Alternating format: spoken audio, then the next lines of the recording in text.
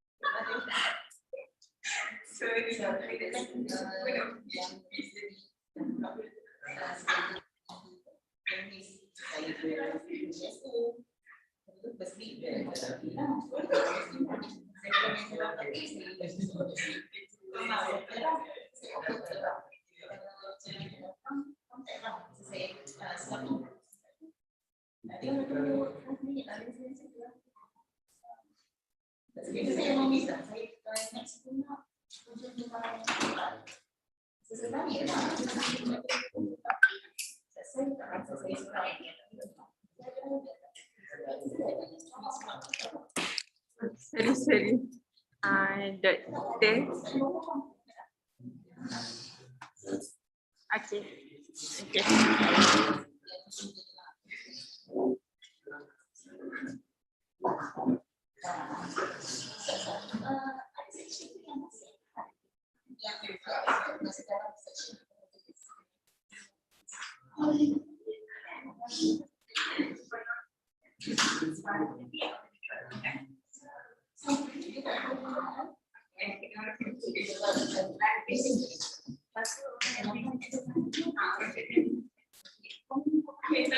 Orang pisah ke tempat?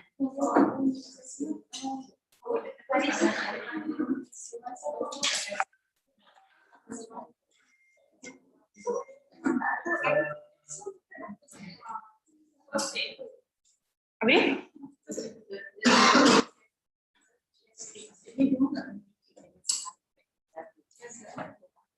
Doktor nak share screen. Bukan main.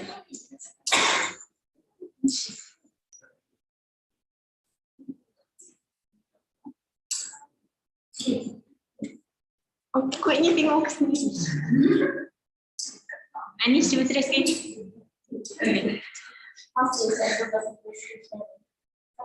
Okey dah.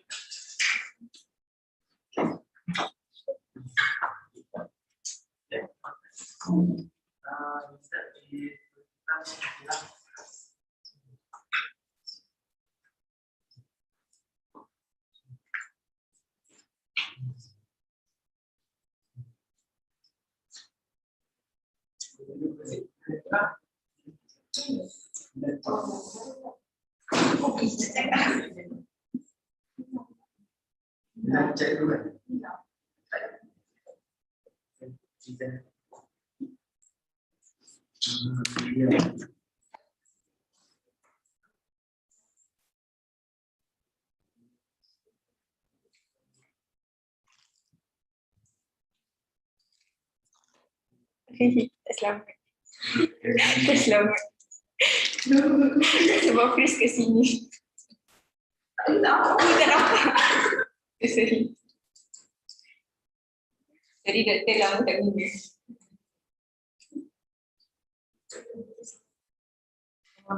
There's no which one, this one. This one. This slide. Oh, okay. So one. Alright.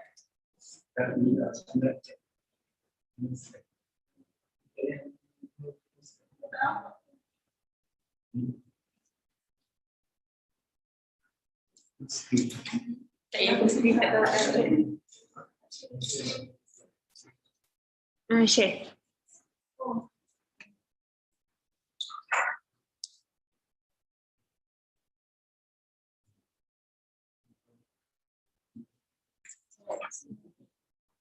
Bismillahirrahmanirrahim. So for the chart, so it is the fact is she is a 22 years old lady, present with second and third and we found it's ready and largely vagina discharge and then for the idea. So procedure diagnosis that we suspected is maybe preterm placenta, vaginitis, cervical cancer, STD, sexual transmitted disease, and also miscarriage bodily issue.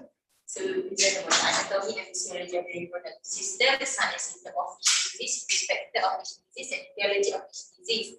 For the action plan, study the anatomy and the physiology of the reproductive system, to explain the sign and symptom of the each disease, to describe the risk factors of each disease, and to point out the etiology of each disease.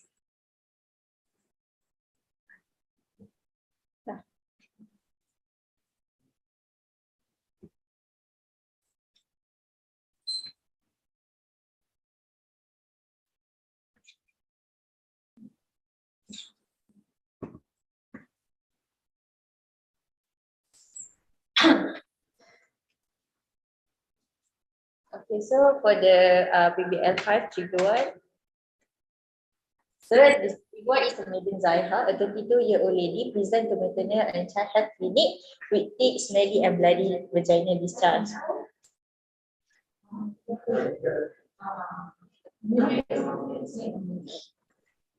Oh, to mute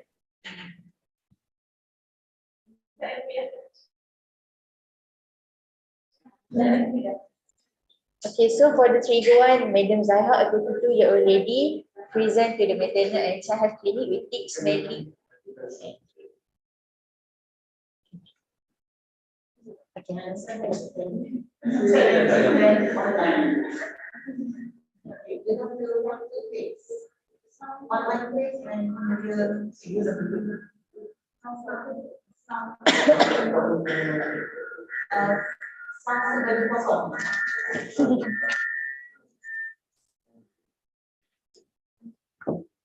Okay, so for the trigger one, Madam Zahra, a 22-year-old lady, present to the maternal child health clinic with thick, smelly and bloody vaginal discharge. So for the anatomy and physiology, so for the presentation outline, so we will discuss about the anatomy and physiology of the reproductive system, pathophysiology of each disease, sign and symptom of each disease, and etiology and risk factor of each disease. So for the first one is anatomy and physiology. For the female reproductive system, so this is the external female reproductive system, or we call as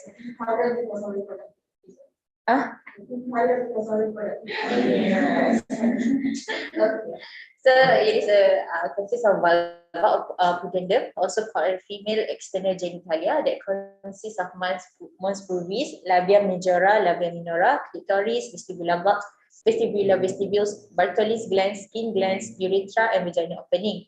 So we can see from the picture that male pubis is a sexual hair development occurs at the time of puberty. And also labia, which is labia majora and minora. Labia majora is a longitudinal folds of adipose and fibrous tissue, and labia majora have follicles and contains sebaceous gland. While labia minora, also known as a nyphate, is two small cutaneous folds and is joining to form the frenulum on the clitoris, contains sweat and sebaceous gland. And then we have hymen, which is a thin membrane at the entrance of the vagina orifice and is perforated before the onset of menstrual, allowing the flow of menses. And also we have the clitoris, which is the erectile tissue. And then we have the vestibules and urethra. So vestibules is where the urethra urinary meatus is found, and it's also give rise to the opening of the skin glands. And urethra composed of membranous connective tissue and links to the urinary bladder to the vestibule externally. And we have skin and Bartholin glands, which secretes the lubrication at the opening at the urethra, while Bartholin glands responsible for secretion lubrication to the vagina with the opening just outside the hymen. So the secretion of lubrication of the Bartholin is increased during sexual arousal. And we have vagina, which is extend from the vulva externally to the uterine cervix internally. Okay, and then we have the internal female reproductive system, which is called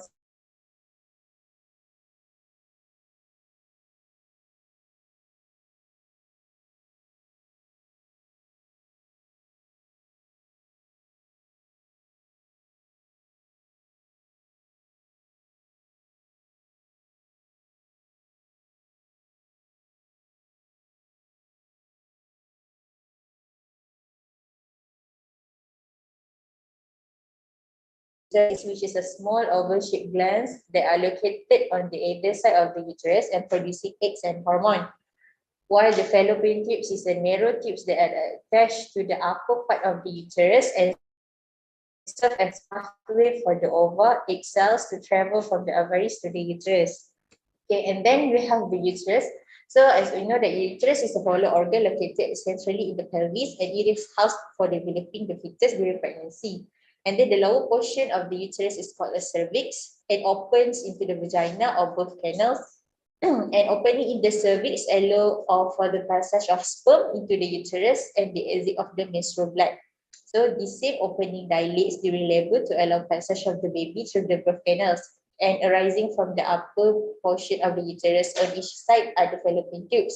So these are channels that allow eggs from the ovaries to enter the uterus, and the process of fertilization of an egg by sperm typically happens in the fallopian tubes, and the fertilized egg move into the uterus where it is implanted. And then beside the uterus on each side near the opening of the fallopian tubes are the small ovaries that produce hormone and contain eggs. And then we have a hormone involved in the female reproductive cycles, which is gonadotropin releasing hormone, follicle stimulating hormone, and luteinizing hormone, estrogen and progesterone. So for the GnRH, which is the gonadotropin releasing hormone, is secreted by the hypothalamus to control the ovarian and uterine cycles, and it stimulates the release of FSH and LH from the anterior pituitary. So follicle stimulating hormone and luteinizing hormone initiate follicle growth, while LH stimulate further development of the ovarian follicles to secrete estrogen. And then LH triggers the ovulation and promote formation of the corpus luteum. And then the corpus luteum produce and secrete the estrogen, progesterone, releasing and inhibiting. Okay, so and then we have estrogen. Estrogen promotes the development of the female reproductive and also sex characteristic and the breast. And also estrogen increase protein anabolism to build strong bones. And then we have and also estrogen lower blood cholesterol levels and also inhibit the release of the GnRH and secretion of LH and FSH. And then we have the progesterone, which cooperates with estrogen to prepare and maintain the endometrium for implantation of fertilized ovum, and prepare the mammary glands for milk secretion and inhibit secretion of GnRH and LH. Okay, so we can see from the picture, the corpus luteum will secrete the estrogen, progesterone, relaxin, and inhibin. So relaxin also inhibit the contraction of the uterine smooth muscle during labor and increase the flexibility of pubic symphysis and dilate the uterine cervix, and also inhibit release the FSH and to a lesser extent LH. Okay, so this is the diagram. Okay, so for the phases of the female reproductive.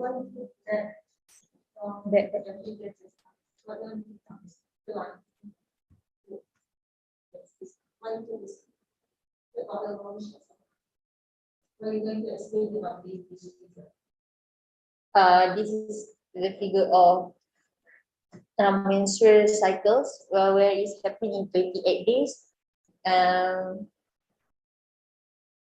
Okay,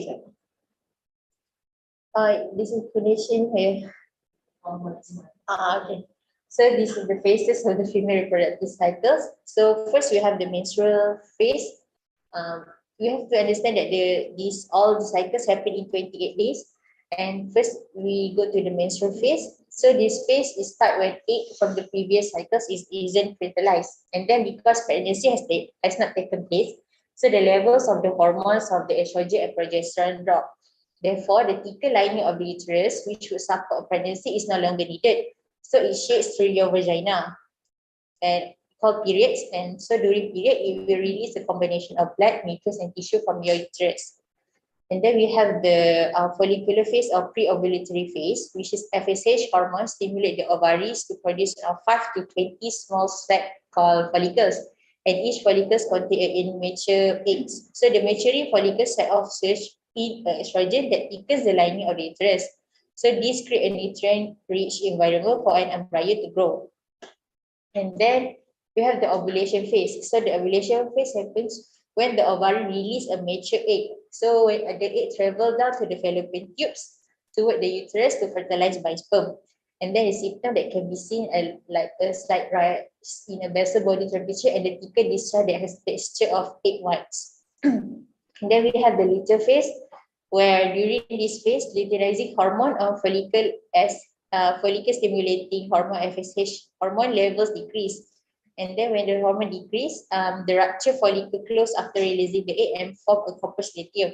And then this corpus luteum which produce progesterone. So during the most of the phase, the estrogen level is high. So women may experience symptoms of premenstrual syndrome such as irritability and also craving for something. Okay, next.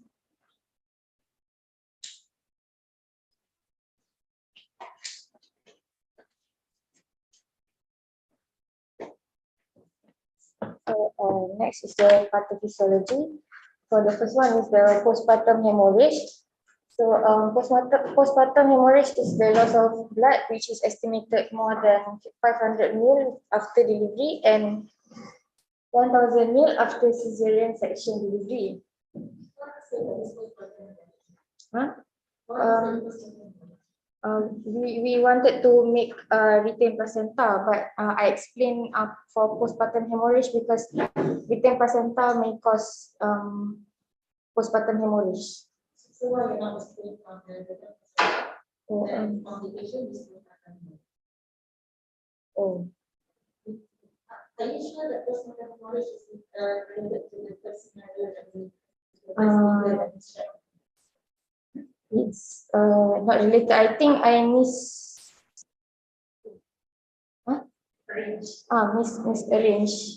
the sequence. Because after this I explain about retained placenta. Okay, so the amount of blood loss during delivery is impossible to be measured precisely. It is because to possible internal bleeding. And then there are two types of postpartum hemorrhage, which is primary and secondary. The primary PPH occurs in the first 24 hours of delivery, and secondary PPH occurs from 24 hours to 12 weeks of delivery. And then this is the mechanism of the delivery, the normal mechanism, which is after the delivery of fetus, the uterus will continue to contract, and this will allow the placenta to be separated from the uterine wall and expose the maternal blood vessels. So this hemostasis will occur upon placenta separation due to uterine bleeding. And then hemostasis is the body natural reaction to an injury that stops bleeding and repairs the damage, which prevent blood loss and also infection. It occurs because of the contraction of the myometrium compresses the blood vessel that supplies to the placenta. After the delivery of placenta, the uterus will continue to contract and retract.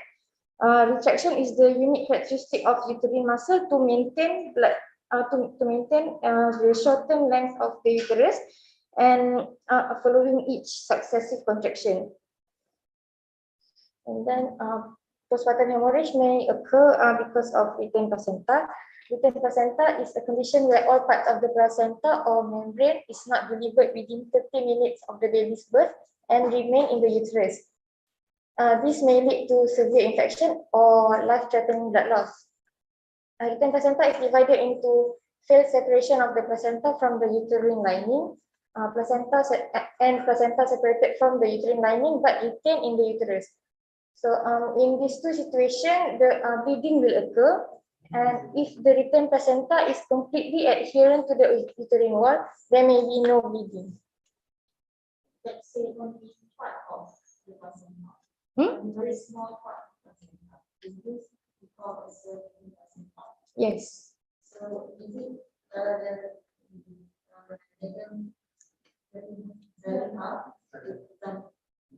Zaiha.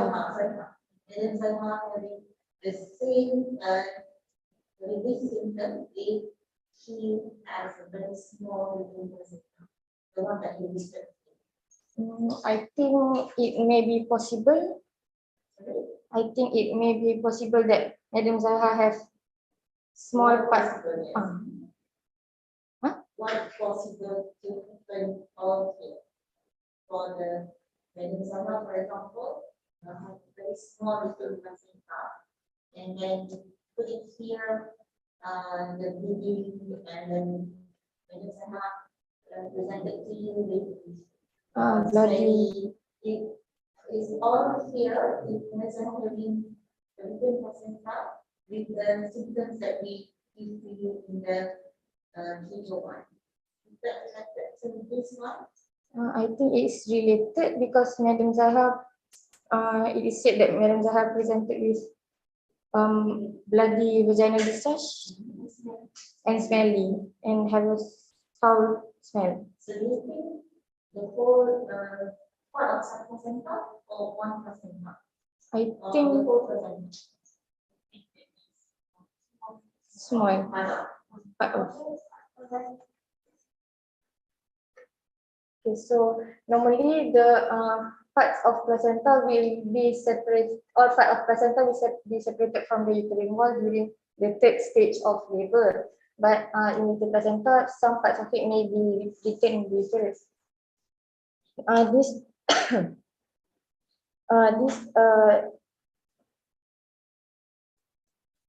This may occur because of placenta accreta, which is placenta grows too deeply into the uterine wall. So what does that look like? So meaning that there is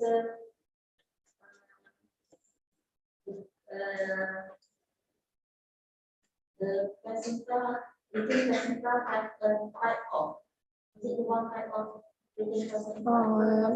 No. So what is that? Placenta accreta means that the placenta grows too deeply into the tissue of the uterus. The conditions that contain placenta, Within placenta. this will happen. No. Placenta accreta will happen. No, placenta accreta cause retained placenta. Placenta accreta cross between placenta. Because the placenta grows too deeply into the uterus that causes it hard to detach from the uterus. Then it retained in the uterus. So you call it placenta accreta. This is what you understand? Yes. Are you sure?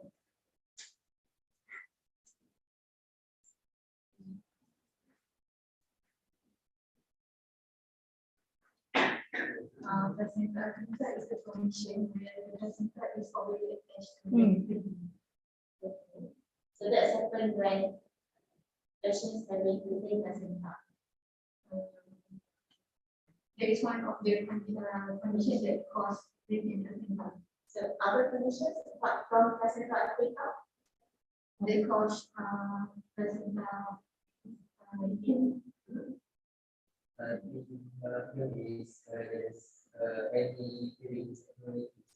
Sorry? We try abnormality. This one of the criteria. One of. Okay, so other than criteria of the decline abnormality, yeah, the thing is what are the other abnormalities that can cause placenta leaking? For example, the problem with the spinal cortex on the part.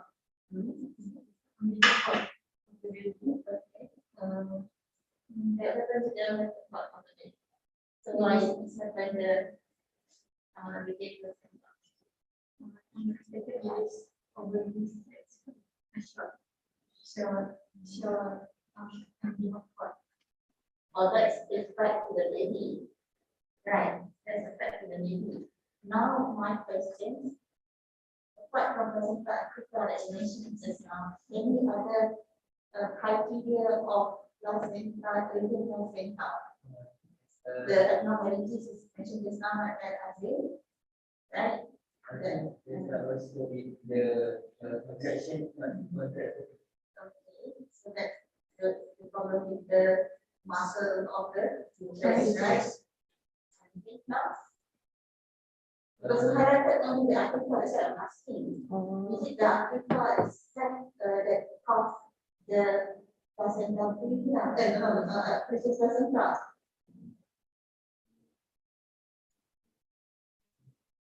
Because here you see, placenta Africa can cause within placenta, and which I understand that only placenta Africa cause right. Is it other cause that can need to retain placenta? Yes, I think mentions about the abnormality of the uterine, the problem with the contractions, the muscle of the uterus, any other things that you think can lead to retain placenta.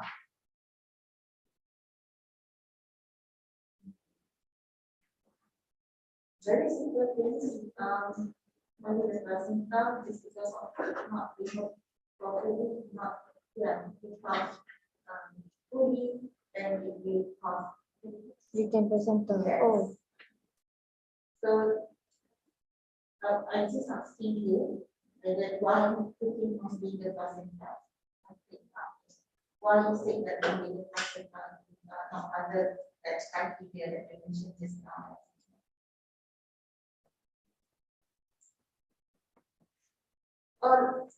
All agree that not only as placenta Africa, right?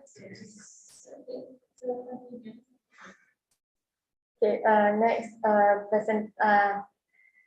in placenta acreta, the placenta invades the myometrium, which causes the placenta not easily detached from the uterus, and placenta acreta can cause uterine placenta, and this prevent effective uterine contraction that leads to uterine atony. Uterine atony is the failure of the uterus to contract to have effective contraction. Yes, right. Okay. One of the reasons, right? You just highlight one of the reasons.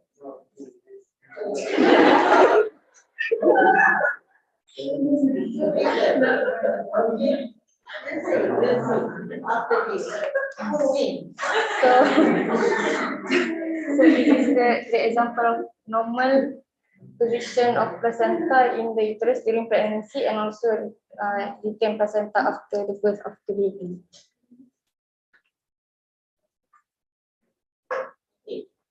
Anything that you want to add on the retained placenta before you move to this about pregnancy? It's related to the narrow reason to you, the trigger that you do. Like Yes,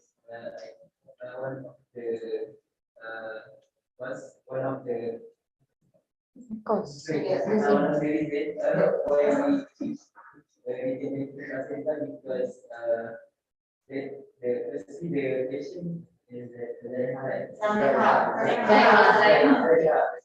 she went to the mother so there is a probability that the pregnancy has something related to pregnancy or not related to the pregnancy.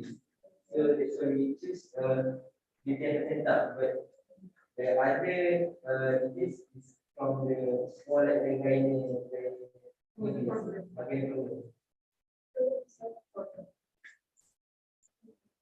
Cervical cancer. female reproductive system. So, for example, of Cervical cancer. wow. Then you after this, you do the investigations why, yeah, this cancer is one of your possibilities that you have cancer. So very much.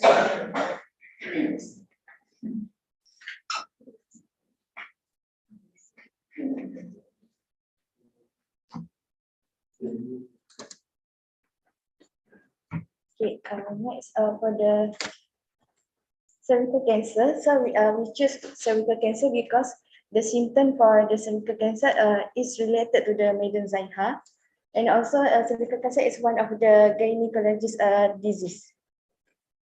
Okay, so the cervical cancer is a cancer of the female reproductive system affecting the cervix, It is most often caused by a human papilloma virus infection, and it starts as cervical intraepithelial neoplasia and develops very slowly. And then where the cervical cancer begins, so there is two types of cell line, the surface of the cervix, and both can become cancerous. So the first type is a glandular cell, which has a column-shaped appearance, and then squamous cell, which is thin and flat. So the boundary between the two types of cells is where cervical cancer most commonly occurs. Okay, so this the pathophysiology for the cervical cancer. So when there is a HPV infection, so the virus will enter in the basal layer of cervix and infects the basal cell. So it will damage the genetic material of the cell, and then the cell become precancerous. So it will damage cell. The damaged cell will continue to multiply, and then it will become out of control. So it will start to metastasize in relation to the nearby tissue, and then occurs the cervical cancer. The party do you have anything to ask in terms of this?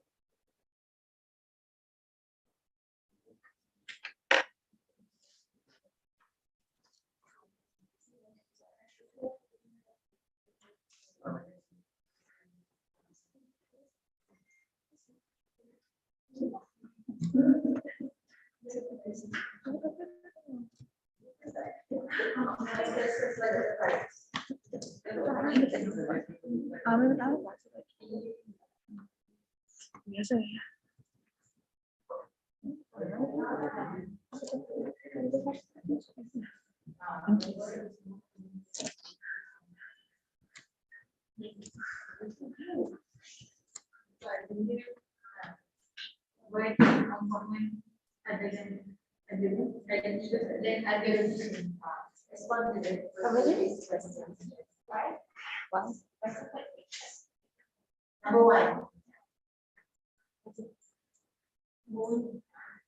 Why bacteria not endometrial? The virus can cause cervical cancer, and why it is more common than other locations. Ini related to yang mana? Soalan yang cervical cancer.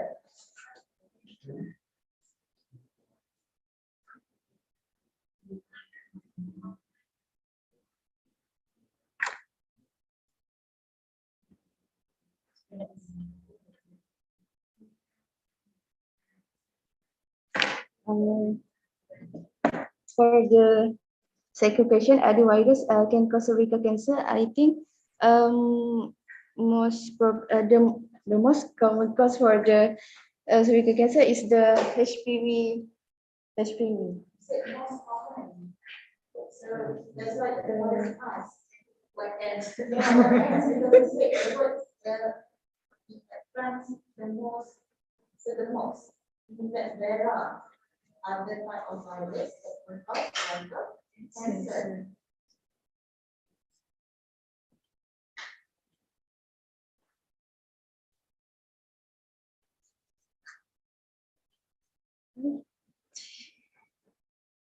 No, I think So what I wanted to address, the only one virus that can cause the liver cancer is Asia. HPV on which can cause liver cancer.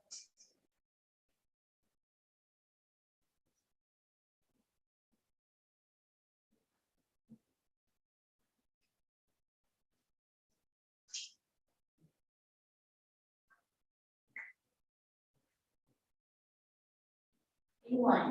Belum.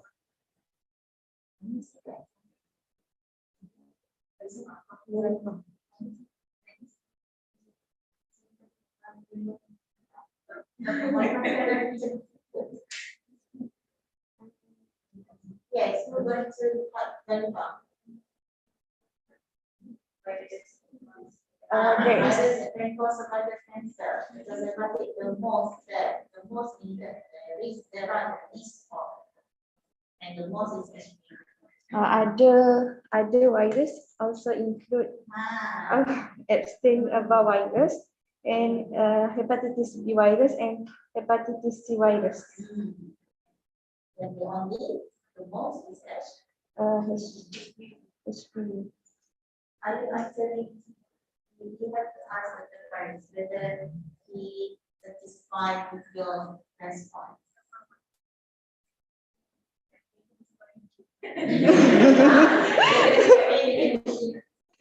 Okay, second question. Second question.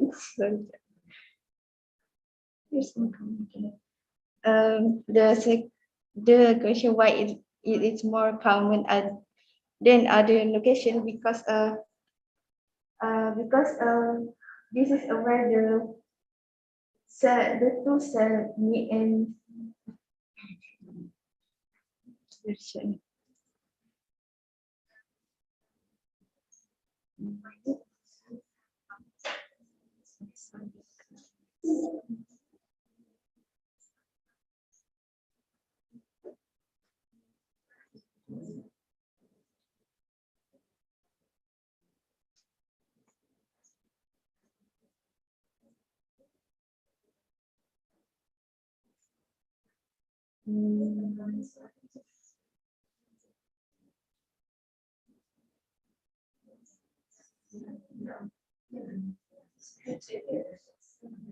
Yes, Madam Advocate.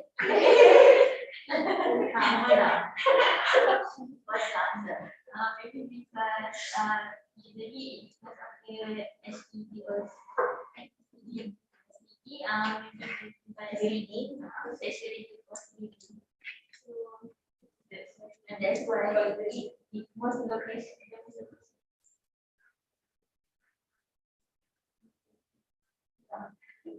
So yeah, you have to see more people thinking on it. I not say that it's strong thing for me, because of the high cervical cancer of not married women. But also, it also happens to married, but it's the most. The highest is among married women, the breast cancer among men. But it also happens. So if because of if unmarried, so what do you mean? Meaning that there is no such thing as happening, like this certain having survival mechanism.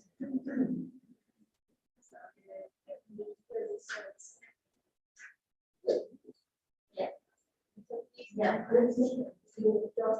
so narrow just because of the sexual intercourse that they need to cervical cancer. There are other factors as well. Okay. That's what is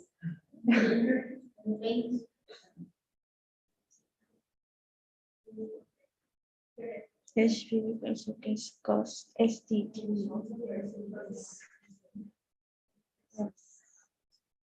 The questions are the questions. I agree. So the next question. So okay, we get second question. Second answer. Second last one from you. Why my endometrium?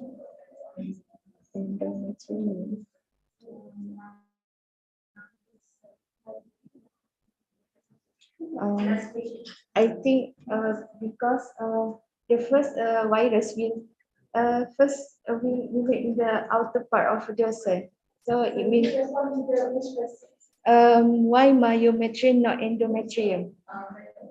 So why virus will attach to the outside? Yes. Yes, it comes with the first and goes with the second. Right. Yes. But if virus here, comes from the big cell, goes to and sure it goes to the first layer and then that goes to the second layer. I think yes. It goes to the outer part first. Outer part first. Yes. And go deeper. That's not the reason why the other part of the muscle.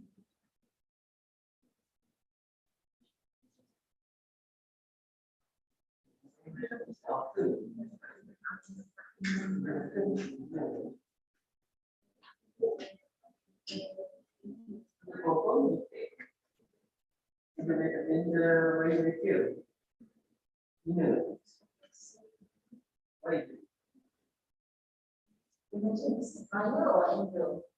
Mayu? Doctor asked why myometrium, not endo. Yes. So,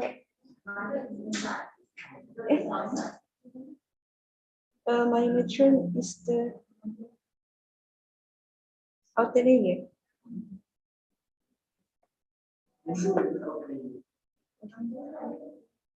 More.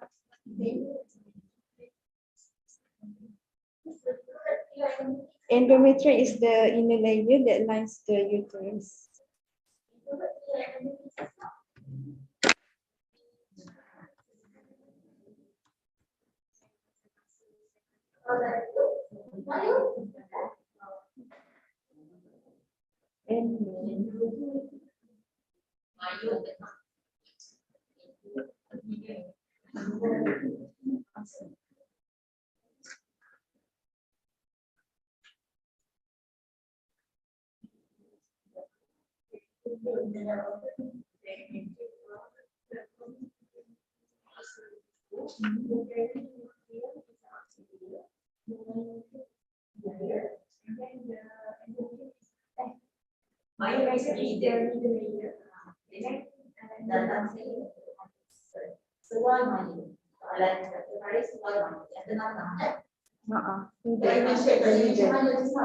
Yes.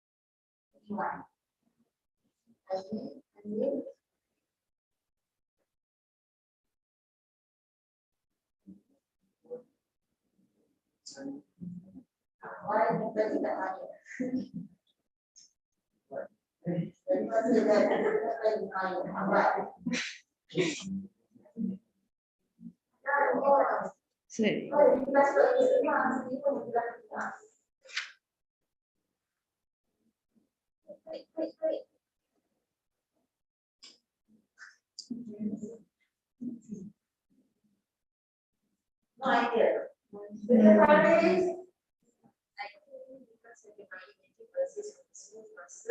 Then potential opening of the smooth muscle. Are you agree with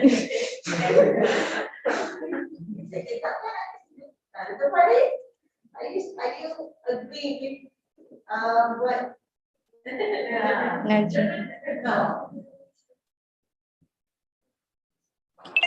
I cannot hear very clearly.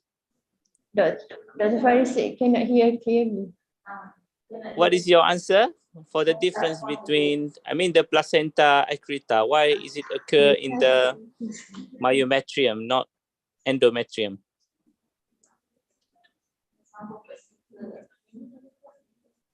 Why is it occur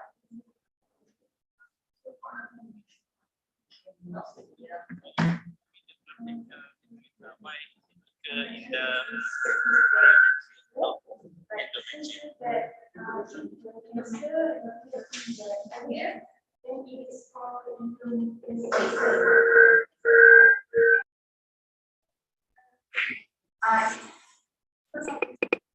Because of, maybe because of the visa, because if the cancer happens in the endometrium, the name is cancer. So, cervical cancer. So why my that's the only reason why.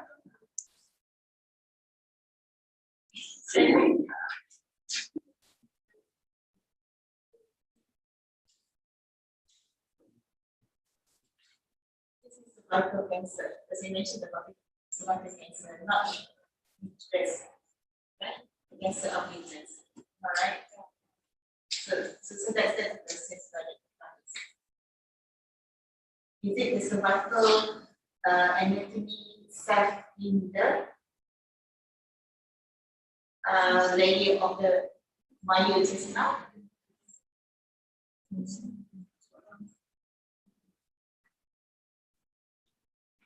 First, the cervix step, yeah.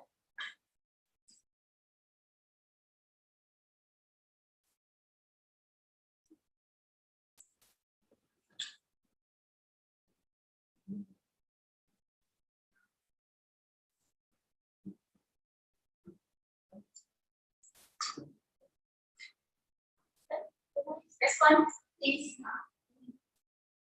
The one with the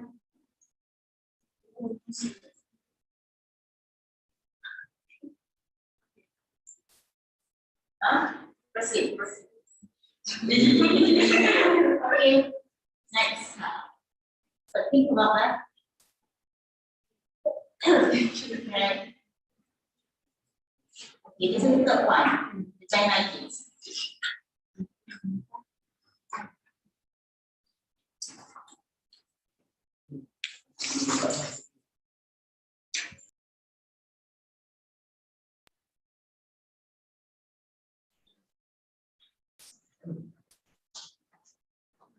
Okay, next.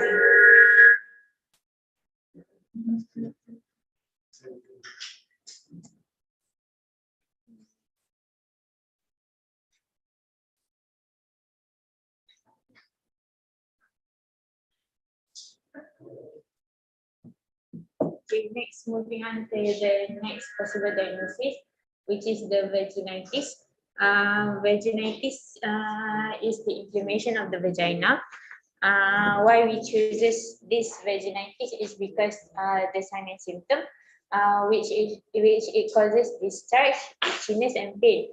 But there are three types of vaginitis depending on its etiology. So, bacterial vaginosis is caused by bacteria. Yeast infection is caused by yeast. Trichomoniasis is caused by a protozoa. Next, okay.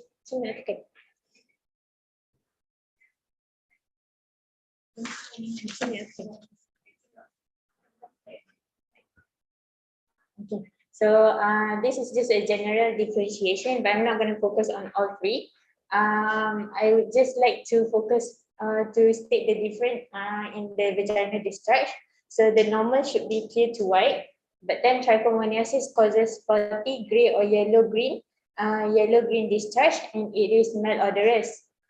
Candidiasis causes thick, clumpy, and white discharge, or we can describe it as cottage cheese.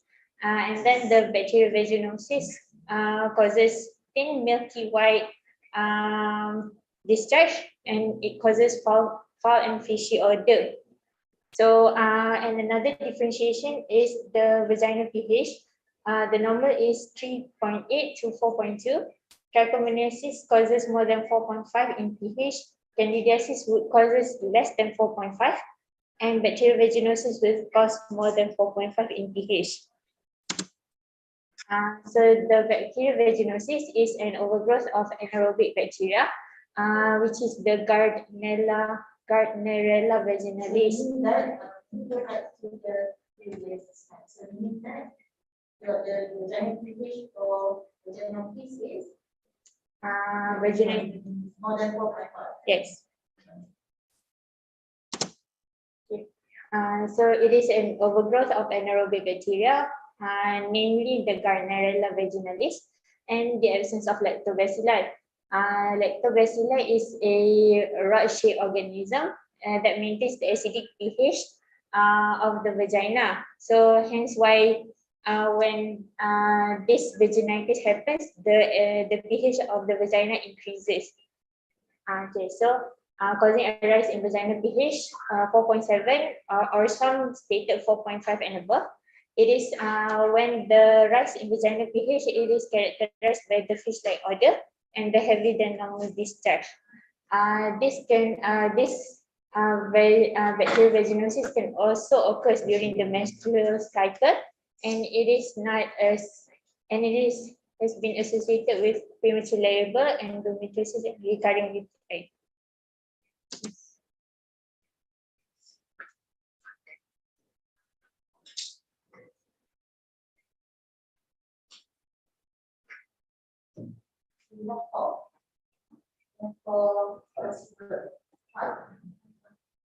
Okay, so next we move on to the another possible diagnosis, which is the sexual transmitted disease or sexual transmitted infection, which is it is infections that are transferred from another person to another person and spread predominantly by sexual contact, including through vagina, anal, and oral, where some STIs can also be transmitted from mother to child during pregnancy, childbirth, and breastfeeding.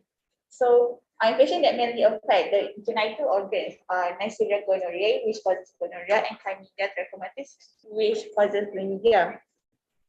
So, STD occurs when there is direct contact with the infected mucosa, where the mucous membranes are thinner than skin and allow microbes to cross them into the body, and the microbes are often present in fluids that secreted from the penis, vagina, saliva, feces, urine, and sweat, and sometimes only a small amount of the microbes can lead to transmission of an STD. So then the bacterial components, including villi and other proteins, allow adherence to the host mucosal cell and causes attachment to the mucosal cell surface. Then the bacteria will invade and replicate within the columnar epithelial cells. And the common causes for STD that related to the symptoms experienced by maiden Zaiha, probably caused by the gonorrhea and the chlamydia. So gonorrhea is the gram-negative diplococci bacteria that known as Neisseria gonorrhoeae, and it is the second most common sexually transmitted infection that compared to Chlamydia trachomatis. And gonorrhea uses glucose to invade mucous epithelial cells, and gonorrhea modifies cellular proteins that allow the further penetration of other organisms, and the proliferation of gonorrhea leads to localized inflammatory reaction that leads to the sign and symptom of a sexually transmitted infection. Next, the chlamydia, where it is the gram-negative obligate and motile intracellular bacteria known as Chlamydia trachomatis, and it's the most common sexually transmitted infection in the United States according to the CDC and WHO. And there are two infections found at this, which is the alimentary body and the reticulate body. So the alimentary body form invades the cell, and the reticulate body form will produce other infections EB that will infect other non-infectious form. Yeah. So, more elaborate more on the second most common, even the most common. What? Okay. Number two, gonorrhea is said that the second most common sexual transmitted infection compared to chlamydia. Oh. But the second one on chlamydia is said that the most common sexual transmitted infections in. I know it's not the same. So what's the first of the because you put it there, the second most common as compared to chlamydia. So you mean that you say the first. Chlamydia. Yes. Chlamydia. Second, the first comes to the first for United States, right? Saya faham dulu yang what do you understand in these two sentences? The chlamydia is the most common, and then the gonorrhea is the most common. Which one the most common? These two sentences you mentioned just now. Gonorrhea or chlamydia?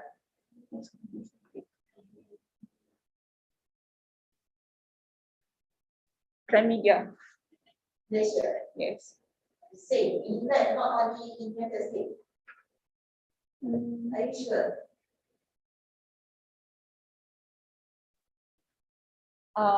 Because you put the sentences is very confusing. I'm asking. This is your sentence, not my sentence. So this is your your finding. Your reason.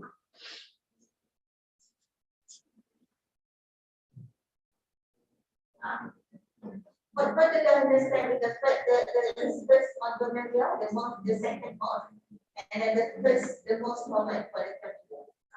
Okay, let's go for This is what I understand. It is quite confusing that I have to back. The most common sexually transmitted rate is chlamydia.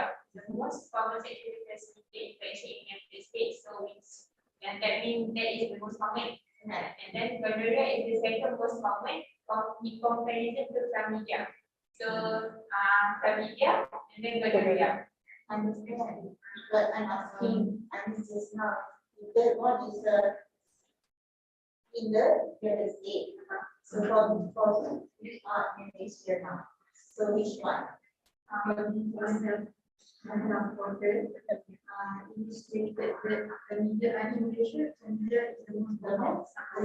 same like the one sexual. Yes. Okay, I just need clarification. So you put your second course and then the first course. Okay? Right, and then you put also do the state there, not measure. All right.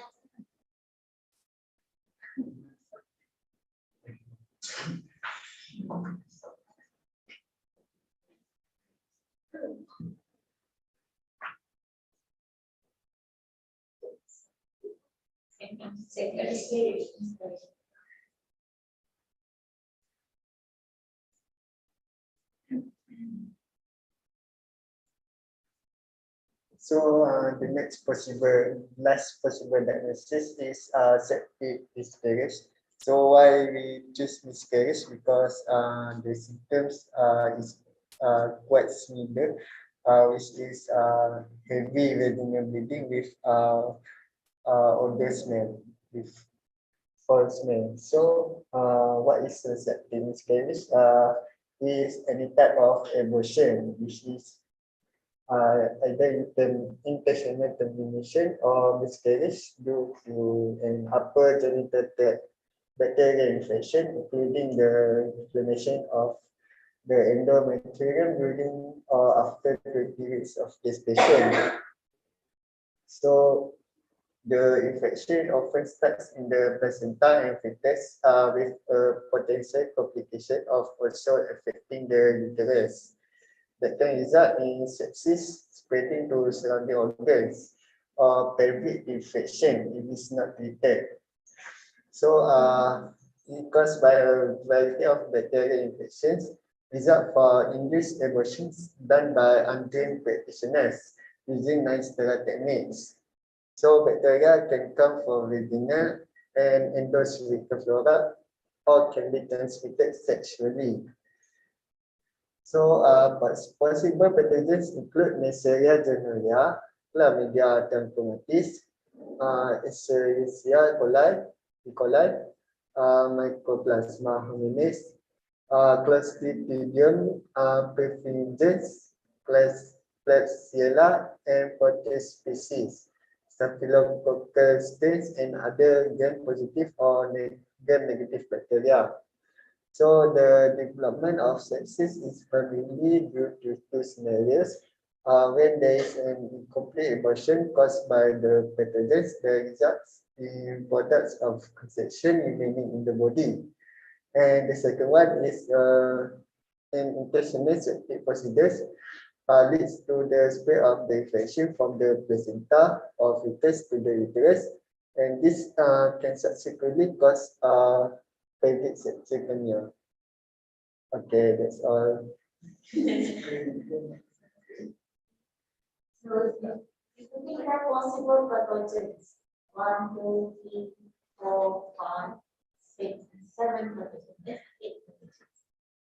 And other gram-positive or gram-negative. So the most important septic miscarriage is what? The most bacteria. Yes.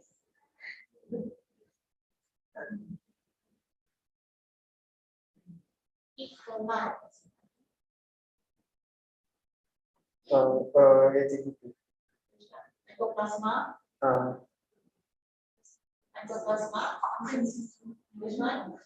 Apa? Yang mana satu? Oh, great. The most common pathogens that can cause septic miscarriage.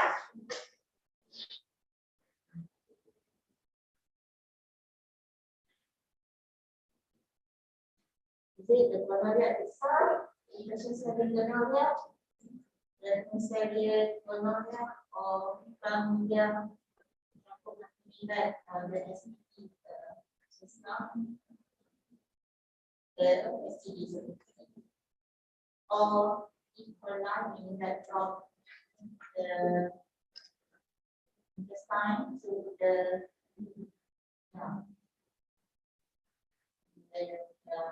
secondary reproductive system, or the plasma colonies, or Clostridium symptoms.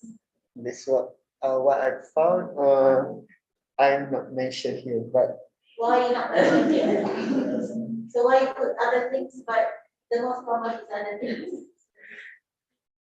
Anyone want to have person?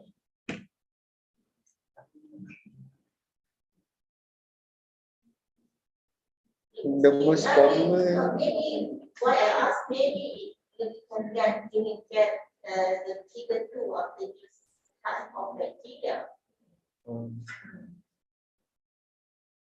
The most common is Streptococcus. Streptococcus. Gram positive or gram negative? Gram positive. Okay, we will see after this whether it is gram negative or gram positive Streptococcus if mesenchyma handling septic miscarriage or type of pathogens that you mentioned just now. What was it called? Hasmin. Oh.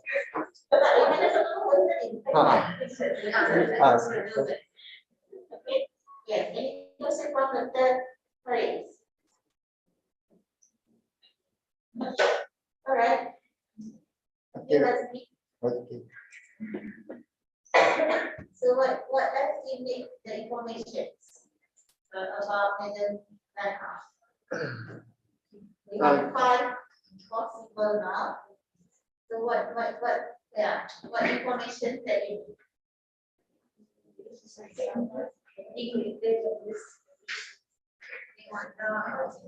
So we look, number 1, pregnant mother. Yes. Okay. Pregnant mother.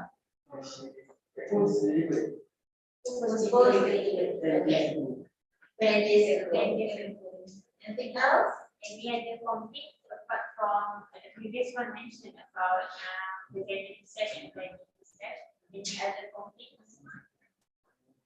What is the nature of the supercomputer is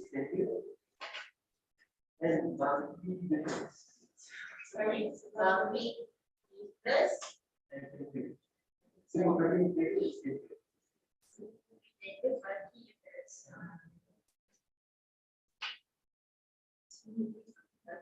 Any other dates? Is this the first pregnant? First pregnant or second pregnant? Maybe first pregnancy. Maybe first baby. First baby. How about the delivery process? During the delivery process, is there any problem with the during delivery? Yeah, it's normal. Yes. Without infection or any no. So I assume it's normally with no complications. But yeah, during the delivery part, I'm not saying about the problem after that. The vital sign. That's right here. 19/60. Update 120. Okay, 14.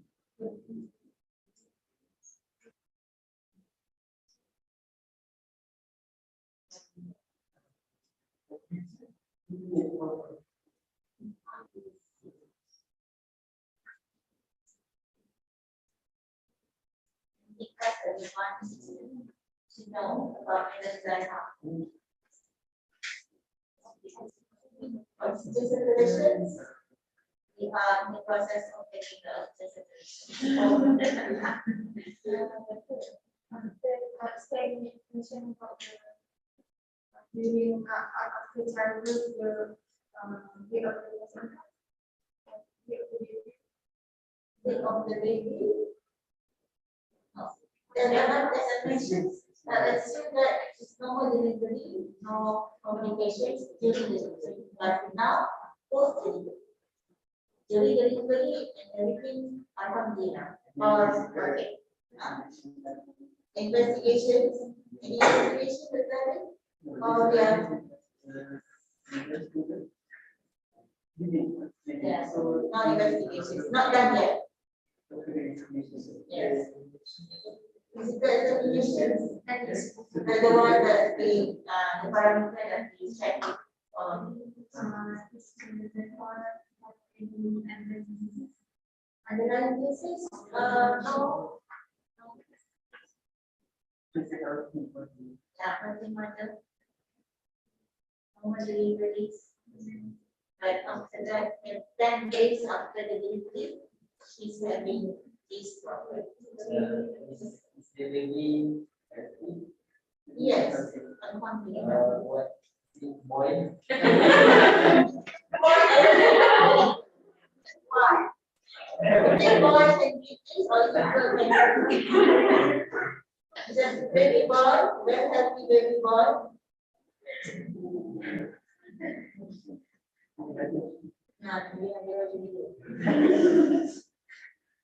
Okay. Anything else? Baby girl. Baby girl.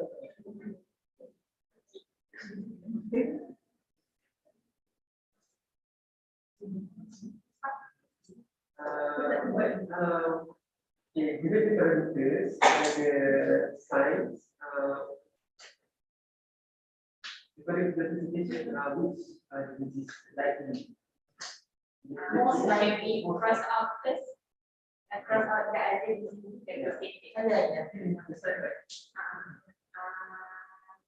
It should be. You have five. Because it's not where it's not even just up. Not again, nothing. Why is it not? Because the impact is already and already out. Okay. Same as with the septic stage. Also, it's because both impact, right? Yes. Okay. Okay. Then because other definitely not this one because of the immunity. Huh?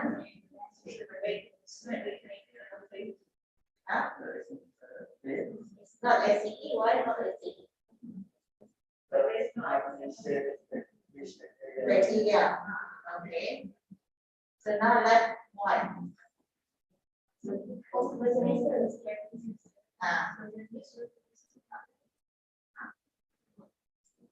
Lady,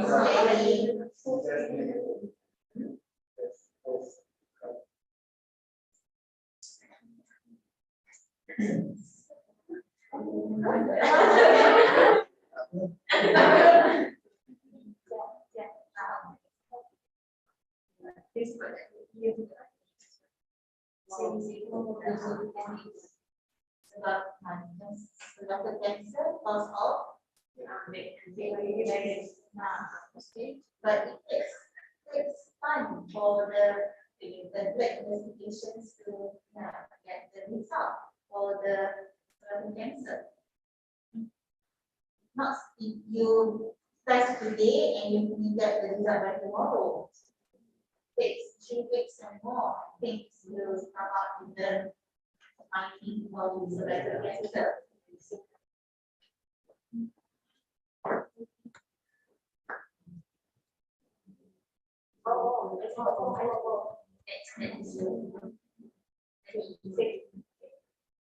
Okay.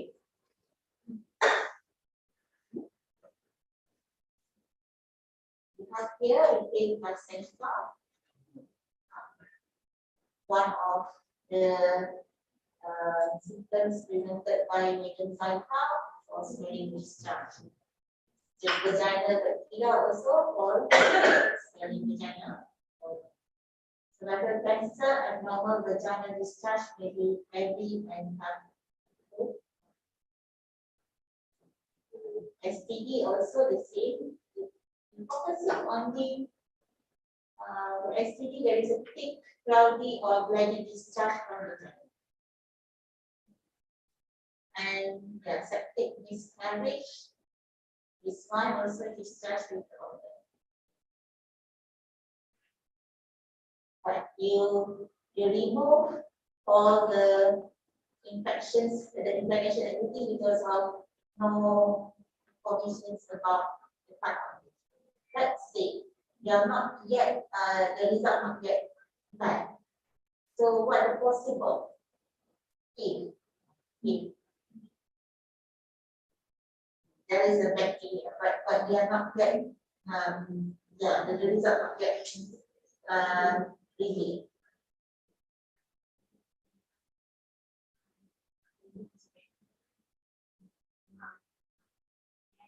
But if it's like there's if there is any infection,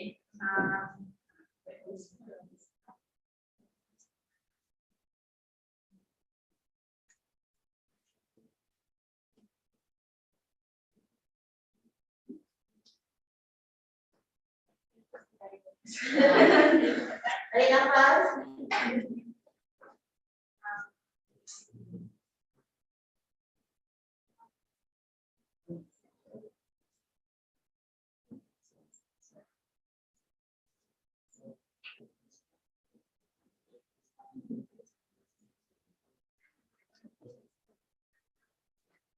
Yes.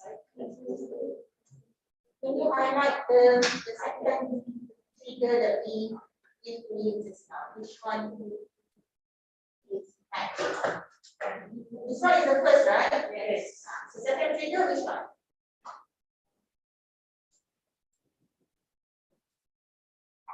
Post delivery 10 days, baby girl, the problematic area is tender and multi-uterus. So which one you can find? In the different color of the second figure. Really? Okay. Bigger.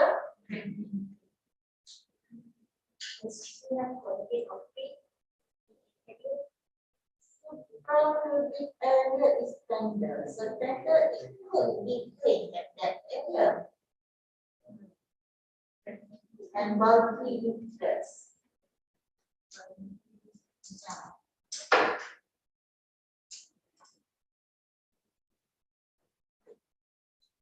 My first question is the first when we presenting the 15 placenta. Did you remember my first question? What it is?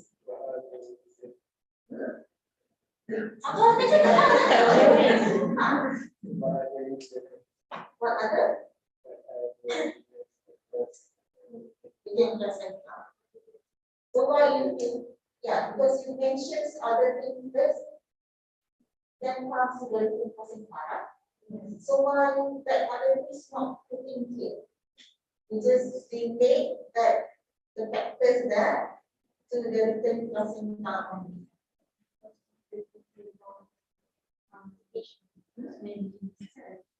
Any research?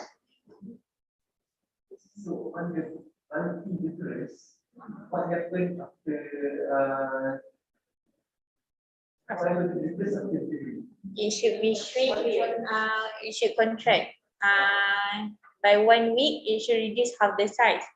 So, Not what happened. I just said today, this is the second slide. Just mention. I think you and the so when it comes straight to the this is the placenta after that.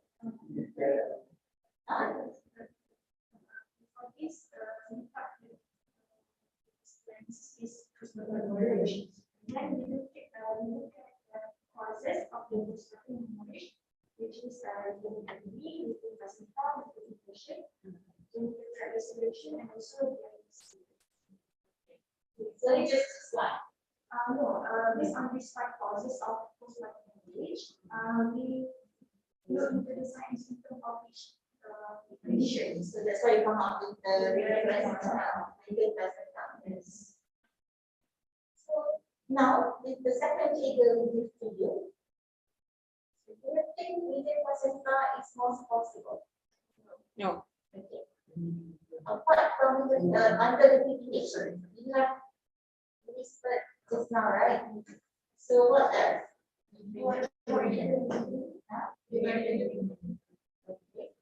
Okay, it could be. You want to put it as one small problems having like, or you want to make it like major. The sub or the major diagnosis, and because of under the PBH, there is a lot of the fields of field causes that can lead to PBH. Right? So like you mentioned in cooking first just now is weekend placenta. So now you don't think weekend placenta is the problem having like a type of right? No. So you think of also uterine placenta. So if uterine alchemy, all these trigger given to you, the one trigger related.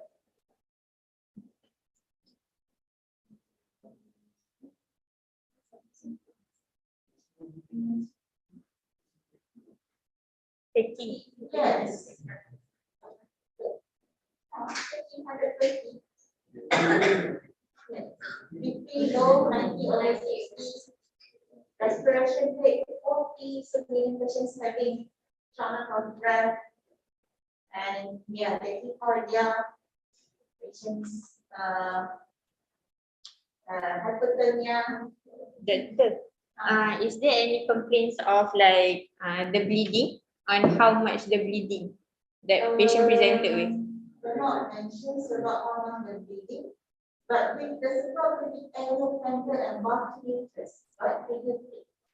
With the part just now, you go to the part just now. Okay. So think here, which one that you think related to the suprapubic tender and uterus?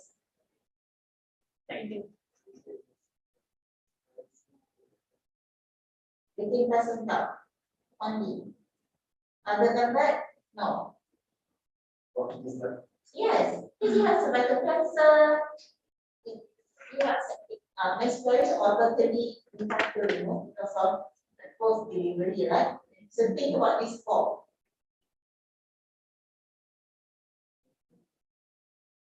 If these two given to you, suprapubic area tender and uterus, which one that you think problems having that inside? I want you to narrow down your scope now.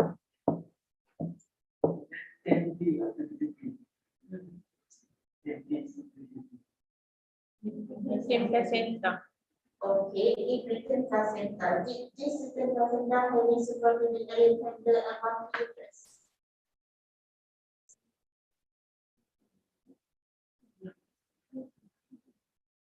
And yeah. And the conditions on the parameter we checked with you just now, the BP, the heart rate, the respiration rate, and the temperature. Is it related or not related? If you say that it's within placenta.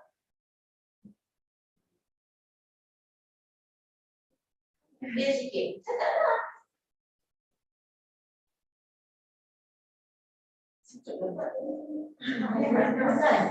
Two. Okay, quick. Class 150, outside class 150. So if you repackage on uterus, suprapubic area tender, and then 10 days after delivery, with all the positive delivery, which one is the most, let's say, like, From this tackle all the problems? I think you can. Uterus apa ni just now that she mentioned.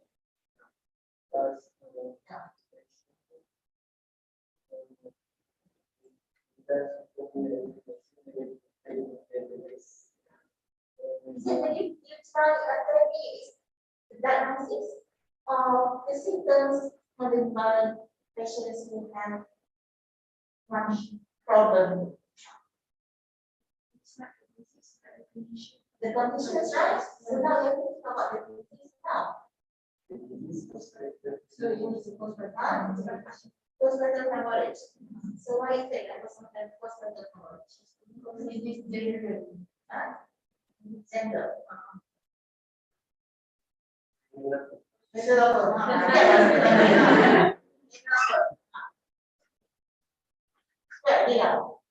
Please make one sentence that you sure this is the problems having by in life. Then I end that class now. After considering all the possibilities, the only possible condition just now that we can put right now is postpartum hemorrhage. But it is general. Postpartum hemorrhage without knowing it is due to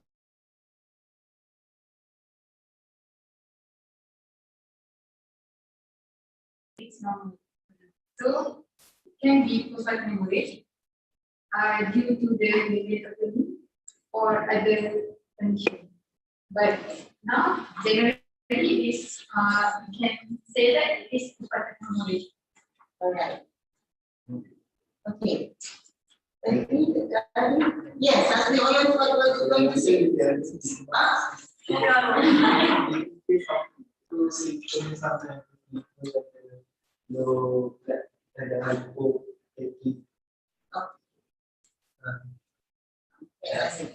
Can we move to the classifiers? Yes.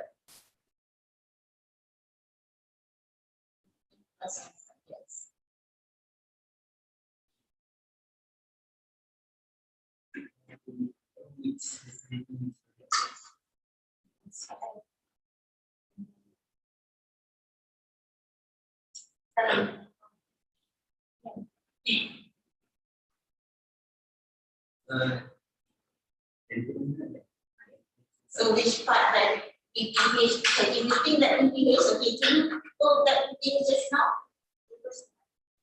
Alright, so if you think that PPH happened by also having by meningioma, so is it primary or secondary? Secondary. So what's the causes in secondary?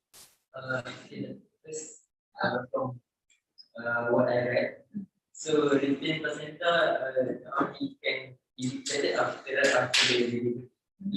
It may be detected like days to weeks after the delivery. So maybe that there is a tiny piece of the placenta in the uterus. So in my opinion, there is also like maybe they can cause by uterine or other conditions of postpartum hemorrhage. But there are also possibility that the placenta can be causes of the PPH because firstly, as we look at the big one, there is a fall discharge gland. So among all the PPH condition, only the uterine placenta has the false gland. The other condition does not have the false gland. But given the secondary figure, I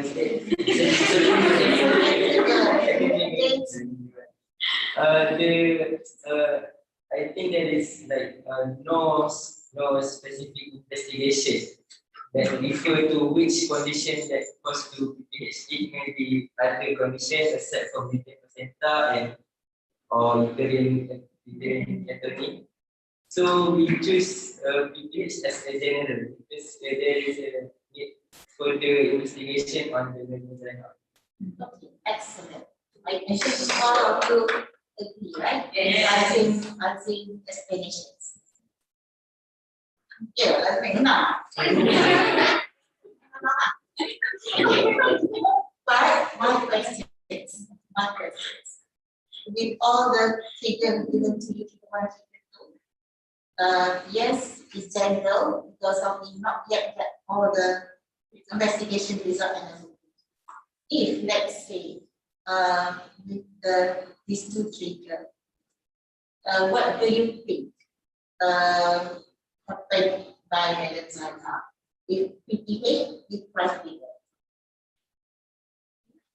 You mentioned just now, I think, about the written assets. I agree with you because of it could be not immediately, it could become better. But to mention about this is the conditions by middle cycle, we are not sure yet because of we still need the investigations. Looking at the figure 2, it seems to be, but still because of the bulging, the bulky and everything, it seems maybe the blood inside the uterus is ended. Okay? All right. For the next, for the research together, respect to describe the benefit of female reproductive system.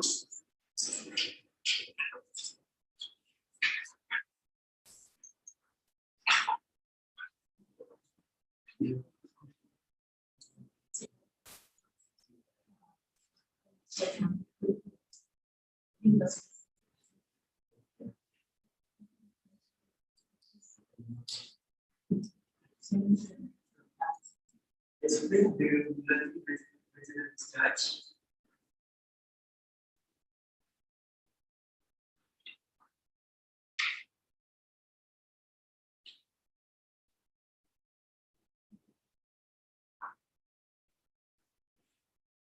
Explain relevant assessment related to relative resonance touch. Relevant assessment.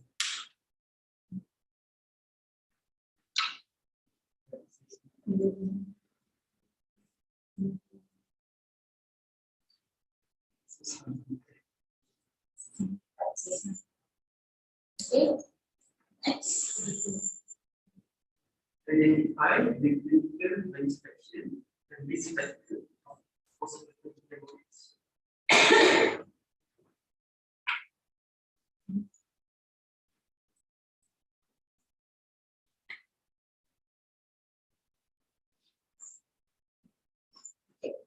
That's all. Discuss the management of postnatal hemorrhage.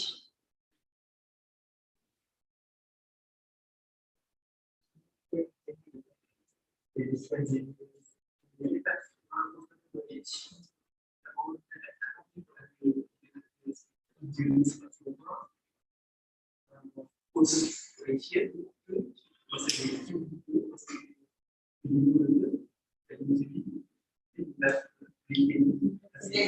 The general conditions relate to middle cycle problems.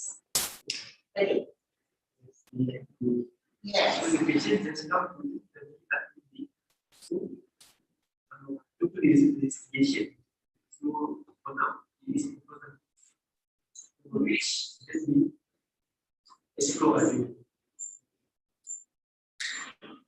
Then develop the basic care of postnatal hemorrhage.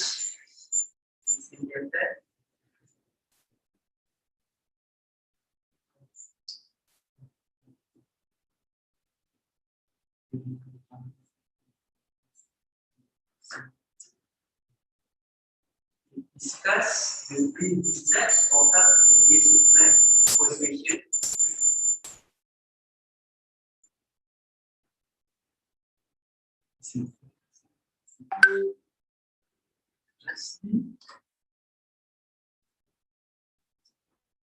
Integrated survey while educating patient with the discharge.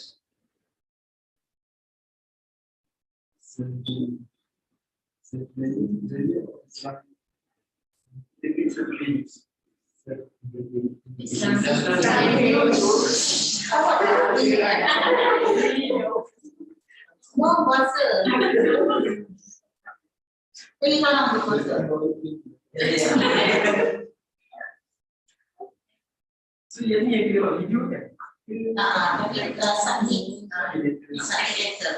You have to assessment video and think about any procedures that you do.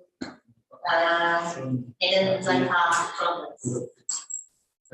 Yes. We all need to be the video or all contributed. Sorry? Do we only to be the actor? You can be the actor. So here, You need all this. Yes. how practice. You be one of the mark for the practice. So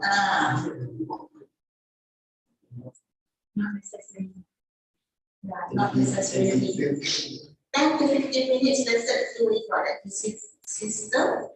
For example, physical examination for antenatal mother or substitution for postnatal mother, assessment in incubation, for example. Okay, so this is not really part of the group presentation. It's on this, the creativity, how you want to take it. Learn to copy from the YouTube and anything. Okay. we still need to present it to the You have to submit that one, it's not present. But the mark we give to you part of the group presentation. Sekiranya for this trigger, yang ini jelas. Macam biasa, macam you present on Monday, but for this video, you can submit. Sekiranya Fun.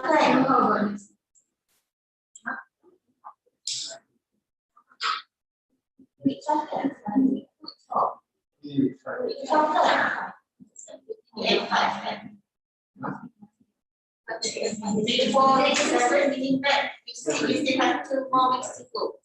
You can submit by that's okay, but submissions at once. The marks is given based on the group presentations. That's only the message that we want you to know. This is a mark for the video presentations. Jadi instead of we do it macam how we do it in the video and then we submit. No, the presentation still based on the limit of course given by the just not.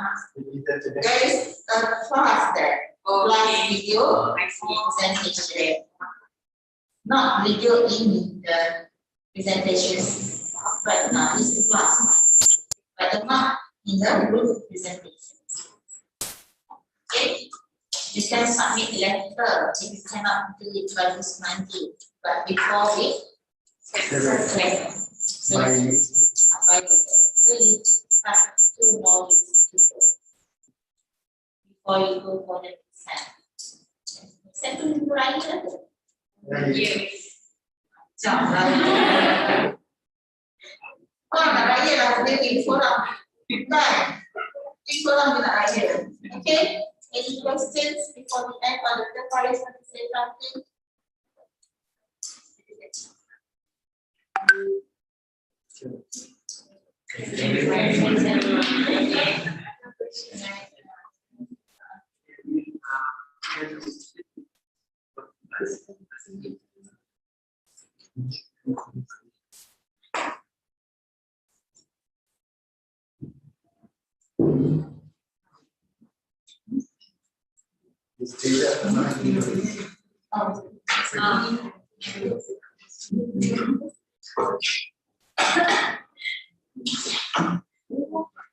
Sebesar idea, saya rasa